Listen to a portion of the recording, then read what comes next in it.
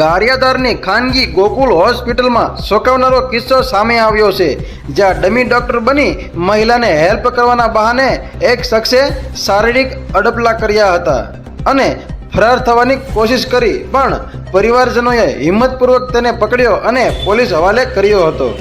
સમગ્ર ઘટના સીસીટીવી કેમેરામાં કેદ થઈ છે.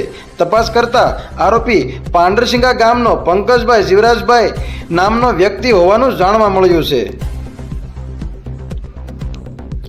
આશ્ચર્યજનક વાત એ છે કે આરોપી ડોક્ટરના કપડાં પહેરી હોસ્પિટલમાં આવ્યો તો કોઈએ પૂછપરછ કેમ ન કરી અને હોસ્પિટલમાં સિક્યોરિટી મેનેજમેન્ટ છે કે નહીં તે સવાલ ઉઠી રહ્યા છે, અને દર્દીઓની સુરક્ષા માટે હોસ્પિટલમાં શું વ્યવસ્થા છે, આ પ્રશ્ન આજે જાગૃત નાગરિકના મનમાં ઉઠી રહ્યો છે.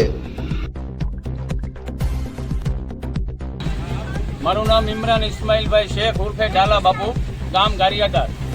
મારી બેબલીને ગોકુળ હોસ્પિટલમાં એડમિટ કરેલી છે કાલ સાંજે 6 વાગે. અત્યારે એક ડૉક્ટર અંદર આવ્યો અને એને આવીને એમ કીધું કે હું જૈન મંદિરમાંથી આવું છું, પાલીતાણામાંથી. અહીંયા તમારી બેબીને દાખલ ન કરો, આ લોકો તમારું બિલ બનાવી નાખશે. આવું કંઈ અમને એમ કીધું તમે 2 મિનિટ બહાર વ્યા દો, બેનને હું તપાસ કરી લઉં. અને ડ્રિંક કરેલો હતો અને જાવ અહીંયા હાથ ફેરવતો હતો, પણ મને એવો ડાઉટ થયો કે આ ડૉક્ટર નથી, એટલે મેં એનો કાંઠલો પકડ્યો, ત્યાંથી ઠેકડો મારીને ભાગી ગયો. આ ગલીમાંથી બહાર નીકળીને રાજુભાઈની હોટલ સુધી દોડ્યો અને એનો શર્ટ કાઢીને થેલામાં નાખી દીધો, પણ તોય મેં એને પકડી લીધો અને ગારિયાધાર પોલીસ સ્ટેશનમાં રજૂ કર્યો છે.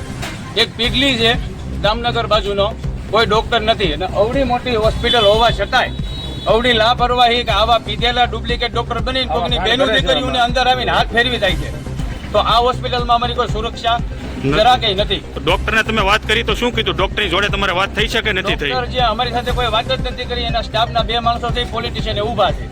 હા, તો એને શું તમે કહેશો? ડોક્ટરને ફરિયાદ કરી તમે? છે કે ભાઈ આટલો પૈસો ખર્ચ થાય, આટલો પૈસો દેતા જો અમે અહીંયા એડમિટ થતા હોય છતાં અમારી બેનું દીકરીઓને કોઈ ચાલા કરીને વ્યૂ થતું હોય તો આ હોસ્પિટલમાં કોઈ સુરક્ષા નથી, અમને રજા આપી દો. તમે શું ન્યાયની અપેક્ષા રાખો છો આમાં? અમે તો એમ કહીએ છીએ કે બધાને ન્યાય મળવો જોઈએ, અને આની પછી કોઈ બીજી બેન દીકરીઓ હોસ્પિટલમાં સૂતી હોય તો રાતે તકલીફ ન પડી જાય, દિવસે તકલીફ પડી છે, અને પોલીસ સ્ટેશનની સામે તકલીફ પડી છે. તો તમે દવાખાના સામે કોઈ એક્શન લેવા માંગો છો કે કેમ છે? એટલું જ કહેવા માંગુ છું કે સિક્યોરિટી ગાર્ડ રાખો, વ્યવસ્થિત ધ્યાન આપો, અને લેડીઝના જ્યાં વોર્ડ હોય ત્યાં કોઈ જેન્ટ્સ ન જવો જોઈએ, આની ખાસ કાળજી રાખે. ગુજરાત અને દેશ દુનિયાની તાજા અપડેટ માટે અમારી ન્યૂઝ 7 ગુજરાતીને લાઈક કરો, શેર કરો, સબસ્ક્રાઇબ કરી બેલ આઇકન જરૂર દબાવો.